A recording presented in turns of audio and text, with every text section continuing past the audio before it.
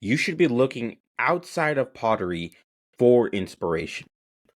What is up, Shaping Nation? This is Nic Torres here. And for those that don't know me, it is my mission to help potters like yourself discover your own unique voice and so you can stand out from the crowd and make pottery that you truly enjoy.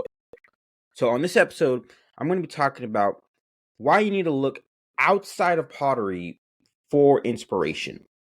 Because this is the biggest thing that can either prevent us from finding our unique voice or it can actually help us from finding our unique voice. So, when I was first starting out with making pottery, the only places I was looking for inspiration was other potters. It was other potters that I found enjoyable, like John the Potter and some other people, like I've noticed on Instagram. And these potters, I would just look at them like all day long, and I wanted my pottery to look like theirs.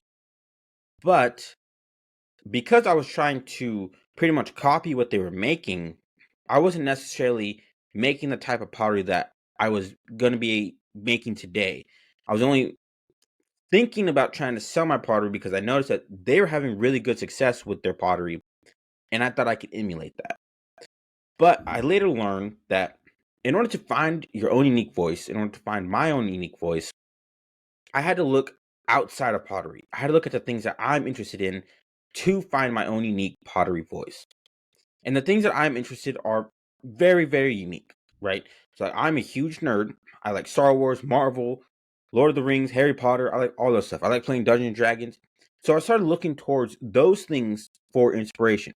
Because I am a huge nerd, I figured out a way to put those things that I like into my own pottery.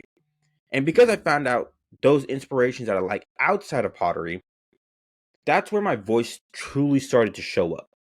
And you could do the exact same thing too. You don't have to do the exact same things I do. If you are a nerd, you could put those things into your own pottery if you want to.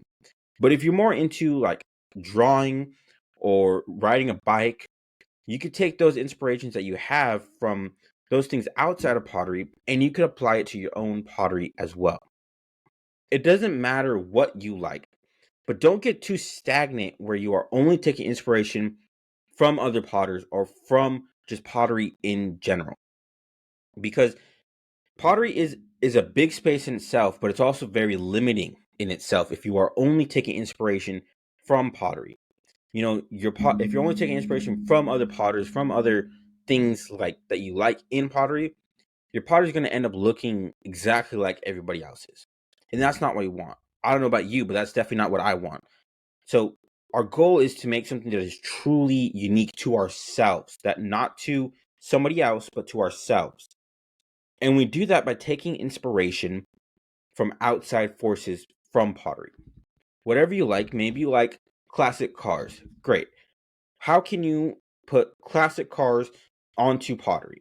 Do I want to sculpt the classic cars? Do I want to draw the classic cars? Do I want to add slip for the classic cars? Figure out how you can apply what you like into your own pottery. Because taking these inspirations outside of pottery, that's where your voice is truly going to start showing up. We all have our interests, whatever it is. And some of you are probably asking yourself or telling yourself that, but I don't have any inspiration besides for pottery. What do I do then? And to that, I say you do have inspirations outside of pottery because look at the things that you just around your house. Look at your closet inside of your room for your clothes. Look at the clothes you wear. Are they bright colored?